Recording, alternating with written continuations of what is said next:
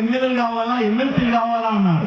కానీ ఇదే జగనన్న 5 మంది ఎమ్మెల్సీలను ఈరోజు చట్టసభలో పెడుతూ 5 మంది ఎమ్మెల్యేలను శాసనసభలో పెట్టు ఇద్దరికి 2 సార్లు మా అన్న అనిల్ కుమార్ అన్నకు మంత్రి పదవి అవకాశం ఇచ్చి 2వ సారి మళ్ళీ మన కార్మూర్ నాగేశ్వరన్నకు మళ్ళీ మంత్రి పదవి ఇచ్చారన్న. అదేవిధంగా కడప గడ్డ నుంచి ఈ రోజు వరకు ఏ యాదవ సామాజిక వర్గం చెందిన ఏ వ్యక్తి చట్టసభల్లో అడుగు పెట్టలేదన్న. కేవలం ఆ జగనన్న పుణ్యాన ఈ రమేష్ ఒక్కడే చట్టసభల్లో అడుగు పెట్టాడనేసి మనస్ఫూర్తిగా మరొకసారి చెప్తున్నానన్న. అదే విధంగా మన బీసీకి వస్తే మా సురేష్ బాబు అన్న నా కష్టంలో సుఖంలో కన్నీళ్ళలో ప్రతి విషయంలో నాకు ఎప్పుడు అండగా ఉంటాడు మా సురేష్ అన్న.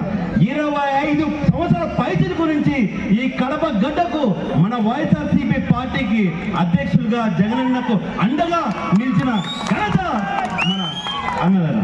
ఈ రకంగా చెప్పుకుంటా పోతే మన బీసీలలో కొన్ని వందల కులాలు ఉన్నాయి. ఆ కులాలన్నీ దగ్గర తీసుకొచ్చి 56 కార్పొరేషన్లుగా చేసి ప్రతి ఒక్క కార్పొరేషన్ కు చైర్మన్లు డైరెక్టర్లు అని చెప్పి ఉన్నత పదవులు ఇచ్చిన ఏకైక ముఖ్యమంత్రి ఎవరన్నా? వైఎస్ జగన్మోహన్ రెడ్డి గారే. అవునా కాదా అన్న?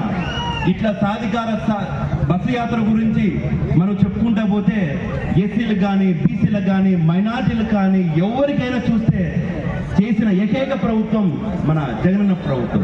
ఇది పక్కన పెడితే సంక్షేమ పథకాల గురించి వస్తే ఏ రోజన్నా ఎప్పుడైనా సరే మన ఇంటికి పొద్దున 6 గంటలకు 1 రూపాయి ఇచ్చిన ఘనత గత ప్రభుత్వాలు ఉందన్నా? లేదు.